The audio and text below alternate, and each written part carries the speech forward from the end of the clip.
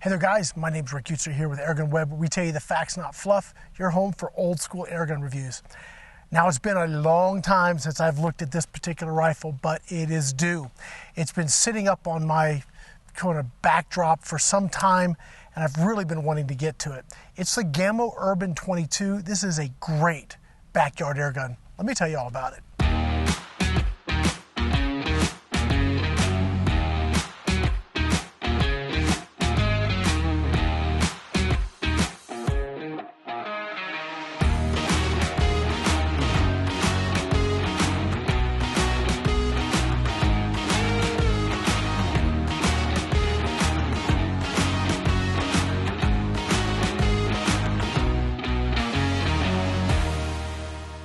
So before we get started, I definitely want to say thank you to Gamo USA and Daisy Airguns for sponsoring AirgunWeb and all these videos that we do for them, whether it's mine or Angie's that you guys see on this channel. They've been a great sponsor for many, many years, and they have a lot of great airguns. So if you're into airgunning, definitely check out their stuff, www.gamousa.com. So let's go ahead and just start with what the Urban is and what the Urban isn't. The Urban really came about back in the day, and you guys are feeling this pressure now, when you couldn't get 22 long rifle ammo, and Gamo came out with a Urban 22 concept, and so this was like the replacement for everyone that wanted to go shoot 22 but couldn't get ammo. So they developed this little guy, and it's a shortened version of the Gamo Coyote or the BSA Buccaneer, and it's a little less power, a little bit less work to fill it, but it really does some really cool things. It's very lightweight, very easy to shoot, very comfortable. It's quiet for the backyard. You get decent shot count. It's easy to fill. It's got a lot of things going for it that really made it a great backyard fun air gun, and that's how I really want to look at this. Can you go hunt small game with it? Absolutely. It's developing about 23 foot-pounds, which is more than enough for your rabbits and squirrels, maybe even a raccoon if you have a really good shot, or possum and those things. I'd stop short of, wouldn't go beyond those, but your small game, pesting, that kind of stuff, this thing will do that very, very well. It is very quiet. I'll get to that point here. We did some dB testing. It's right around 97 dB. Now, you may say, oh, that's really loud. Well, when we've been looking at other guns, they've been at 106 to 108 dB. So this is like 10 dB less, and if I have my math right, that's basically the perceived volume or perceived sound is about half that you'd have on these other guns. So really, it's very, very quiet. And for backyard fun, goodness, it is very, very quiet. Now, we're shooting today at like 30 yards. Can you stretch it out? Yes, you can. But I'm looking at this as a backyard gun, as a fun backyard shooting gun, because that's really what it was designed to do. We'll get to that accuracy and all that stuff here in a minute. Let's talk a little bit about some of the other functions you have. So, as I said, it's quiet. You've got the moderator up front. It's not removable, so that's fixed, but it is very quiet. The thing they also did, which is just a design part of the Gamo Urban, and also it's made by BSA. So we're going to get to the pedigree on this in just a minute. But one of the things I really like is that a lot of times when you're mounting a scope, they've got this rail, and the magazine sort of splits it. So you've got to have these really high rings so your scope can clear the magazine. Well, as you can see, what they've done here is they've sort of, the magazine is inside and the rail goes all the way across. So you can actually get some relatively low rings depending on what your scope needs. You're not going to be limited by the magazine, which is kind of cool. So, you can get relatively close to the bore with this, unlike some others where you really got to jack the scope way up. It's rear bolt action, which is relatively smooth. You do need to make sure you pull it all the way back and get a full click, because you can double feed it, especially if you get in a hurry. So make sure that when you pull that back, you're all the way back, get the click, and then drive it forward. It has a 10-shot magazine, and it has your standard, I guess they call it their CAT trigger, which is their custom action trigger. So it's adjustable, somewhat adjustable. You can certainly adjust for the first stage, but the second stage is pretty much fixed. I will say it's very, very smooth, and you're looking at a 1 pound, 5 and some ounce trigger pull. So it's not heavy, it's very smooth, very predictable. It's one of those triggers where it just works good. You don't really need to adjust it. If this was like a match gun, or you were going to try and shoot bench rest, the trigger is probably a little heavy and you'd want to change it, but that's not what this gun is for. This gun is for just really having fun in the backyard and doing so very accurately. Now let's talk a little bit about shot count. So when you're talking shot count on a gun like this, you have to ask yourself, is it regulated? Well, no, it's not regulated. So now we need to go, okay, it's not a regulated gun, so we're going to have a shot curve. Where are we going to be in that curve for maximum accuracy, and how many shots can we get reasonably? Well, let me answer those questions. So I did some testing today. Let me put this so it doesn't blow away. And starting at a full fill, which is 232 bar, I think that is like, I want to say 34 and some change, give or plus or minus. I'm just guessing, but it's in that like 3,400 psi ish.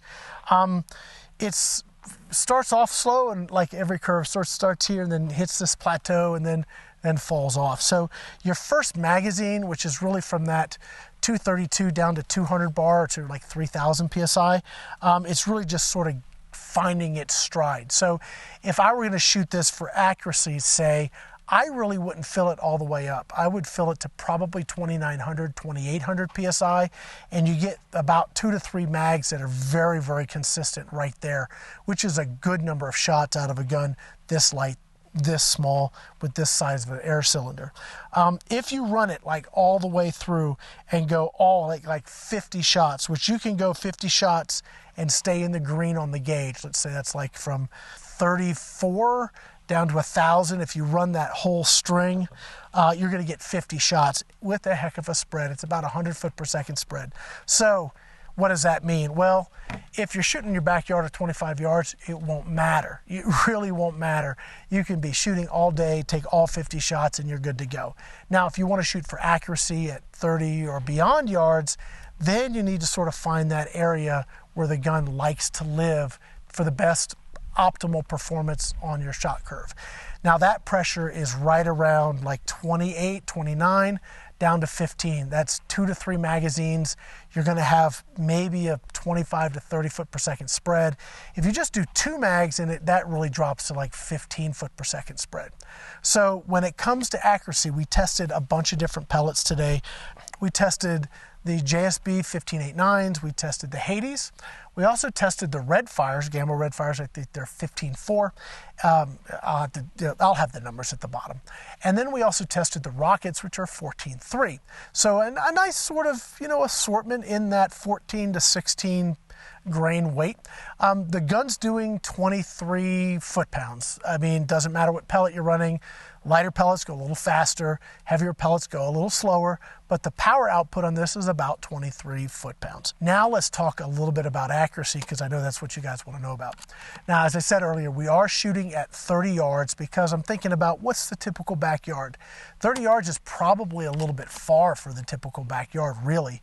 But I set up at 30 yards, and yeah, I was pretty happy with what we're getting. So the first group here, this guy right here, that's the 15.89s, and that's what I set the gun up for. I've shot this gun a lot over the years, and I know it really likes the 15.89s, and so that's at right there. So if you you're looking for maximum accuracy, that's what you're going to get. And as you see, I've got these little pictures on these cards talking about old school airgun reviews. I brought back my old school targets.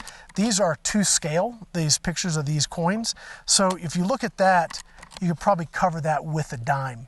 So that's pretty cool. I mean, that is the kind of shooting you want to have. It just ultra precision, super quiet, just a lot of fun, and you can do that all day in your backyard, which is very cool.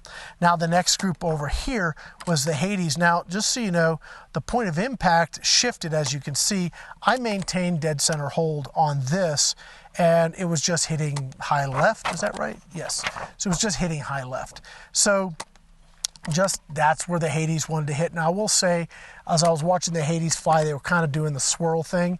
I probably, even though the group wasn't horrible, it's not great, but I would probably stick to something like the 15.89s. For whatever reason, they seem to just want to not fly real straight. So that's what we got. You can see it.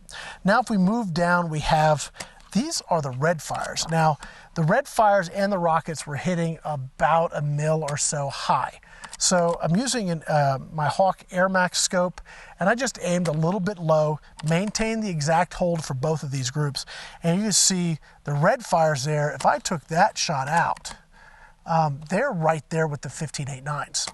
So from a hunting pellet perspective, I'd be all over those red fires, man. Those things will do great on small game, pigeons, collared dove, rabbit, squirrel, any of that stuff. These red fires are going to tear them up. They would be really, really good for that. But you can see very, very consistent. Again, if I was going to shoot with those all the time, I'd just adjust my scope so I don't have to have the holdover, or hold under, I guess, would be on this one. Now we go over to the rockets, and again, same sort of thing. They were hitting high, so I just aimed a little low, hold under, about 1 mil. And as you can see, they did very well also. And I wasn't getting any of that sort of swirling sort of motion that I was getting out of the Hades. They just hit really true. Now I did pull that one little shot, so again, we take that one little errant Ricky shot out of there, and we're right there with the 15.89s. Now, if I got my micrometer out, the 15.89s are probably going to be that much better. But as you can see, it shot 3 out of the 4 pellets really, really well. And if you go and look at Airgun Angie's videos, because she's done a lot of work with the Urban, you're going to see, man, she has wrung this thing out, and so many pellets shoot really well out of this. So it really is sort of that super backyard friendly replacement for when you can't find ammo, or you just want to shoot an air gun and kind of have a really nice shooting experience. That's where it really comes into its own. Now, the one thing that really kind of sets this apart, because you can buy inexpensive PCPs these days, and when this first came out, it really hit a price point that was very, very aggressive. But we've had a lot of sort of answers to that price point, but we haven't seen those answers from European airgun companies. They've all been Asian. So you've had inexpensive, affordable air guns, but are they at this build quality? Are they at this shooting experience? Do they have this pedigree like BSA? BSA makes very, very nice guns.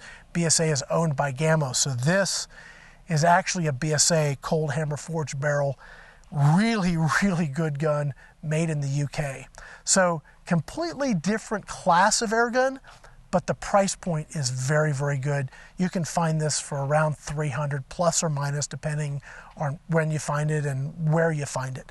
But that is an exceptional value for a European PCP that has great consistency. Granted, it's not regulated, we know that, but if you stay within that shot curve, you're going to get 3 mags with a very reasonable extreme spread, and you're going to have some great accuracy, and also it's not pellet picky. There are so many pellets that this thing will shoot relatively well. I mean, if you want ultimate precision, you can find that pellet, but there's a bunch of 22 pellets on the market that this thing just loves to shoot. So super affordable, super fun, very lightweight. I mean, really lightweight, very quiet. The Gamo Urban 22, if you're looking for a backyard friendly, quality, precision crafted air gun, this guy is just a great option. Put a nice optic with it, and you're going to have a lot of fun for sure. Guys, that's going to be it. Again, my name is Rick Utzer here with AirgunWeb. We tell you the facts, not fluff, in your home for old school airgun reviews. Thanks for watching.